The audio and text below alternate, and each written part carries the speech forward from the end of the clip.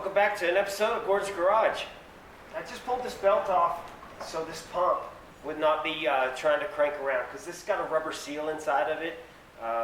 It'd probably dry rot. I don't want to tear it up anymore.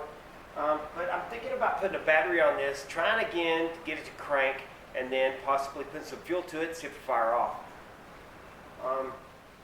Let's see. Okay, so I brought my engine run stand over, and I'm just using the battery off of it, and I decided to try to see if I can figure out some of the wiring harness. And let me get you in close to see what's going on. Mastercraft Boat has a plug that runs all of the wiring harness from the back of this motor around to the front up to the dash. And so looking through it and trying to figure out what's what, I've got a positive battery cable wire, just a simple positive. Right down here I've got a negative plug. And this looks a little bit like a boat trailer except 4 extra wires. I try to source these and try to figure out where things go using this and a test light, and I've kind of figured it out. And I've got my 2 wires here from my engine run stand. And you can see what I've done. I've just got a little terminal put on the end of each of these wires. Slide them in there. They're not even making very well. And that's one thing that makes me think that I might have a problem here. So I've got my positive from the battery here. I've got the ground up front.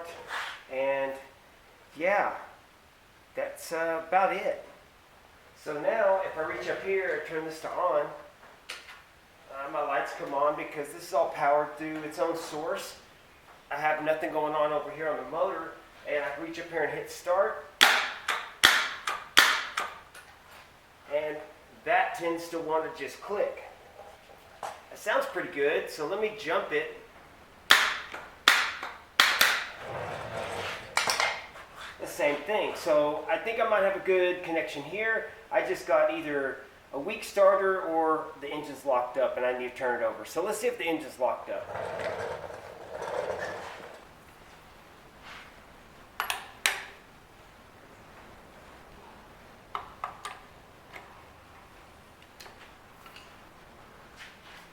So it cranks over, it can turn, it's really easy. I mean, I feel little compression if any. So I'm gonna take this thing right here and we're just gonna test the battery. I bet we don't have a strong battery. All right, that's connected.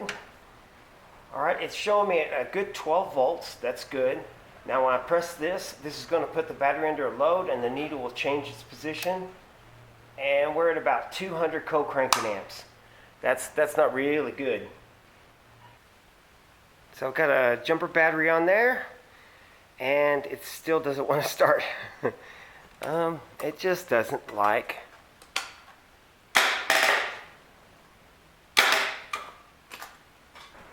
Okay, so that means probably the starter. I don't know how the starter works. It's different. I don't do Ford motors at all. I don't know how to run them, start them, fix them. Anyways, looks like I got to pull a starter. So I got to disconnect the battery, do all that stuff, and get that starter off there. Okay, starter's out, and this is a very simple starter. I've got the ground here. There's just one bolt here that holds onto the positive cable. And what I'm going to do here is I'm going to hit this on that. It's connected to the battery. And you see it's not spinning. All right. So that would mean the starter. Definitely the starter. Okay, so I'm set up here. After working on the starter, I realized I'm not going to be able to work on that. I did some more research and found a part number and replaced it with a cheap Chinese knockoff one from O'Reilly's or somewhere like that. Anyways, I've got myself wired back up through here. Yeah, I got my ground back on. And I've got this engine run stand sitting up here kind of in line. It's all looking pretty good. So technically, this should work.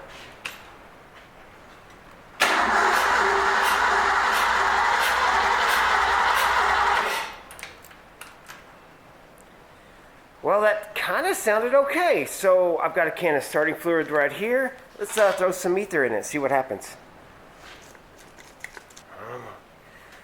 Oh man. We'll eat through the jet there.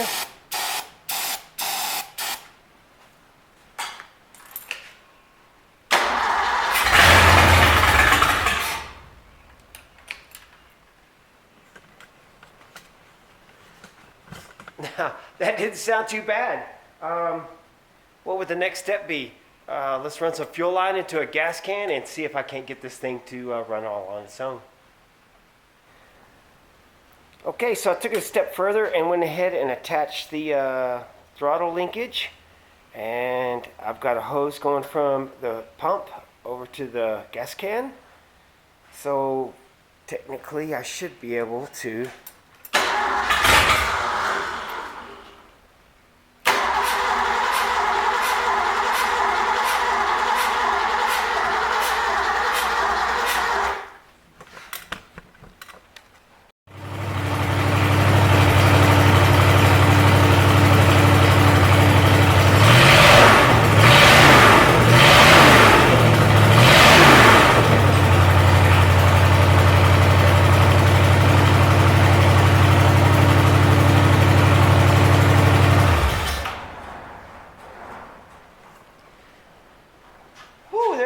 it does run.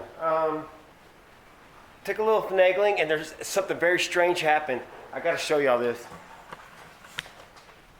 I'm gonna get y'all around here. This part right here, it started smoking, glowing red, and it just, yeah, we had an electrical issue. This is the throttle cable. It literally runs down around, and it was hooked up right here on this bracket and then touching right here on the carburetor. So the first thing I thought was, okay, well, the carburetor's not grounded good, and this hot wire for the choke was running through this cable and coming back up and using this as a ground. And I disconnected the choke and it kept smoking and it kept getting red and it wouldn't settle down.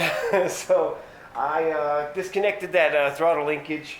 And I'm hoping it didn't tear it up, but it looks like it's not too good. It's not too healthy, not anymore.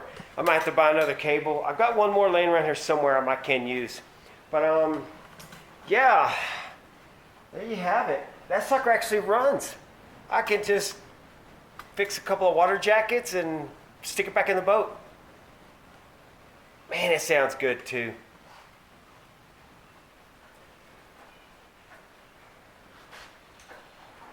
The cable's still working just a bit. It's not ruined completely, but I still like to get it repaired. Yeah, so I think this is going to wrap up this video. Man, I just love the sound of it. Let's start it one more time.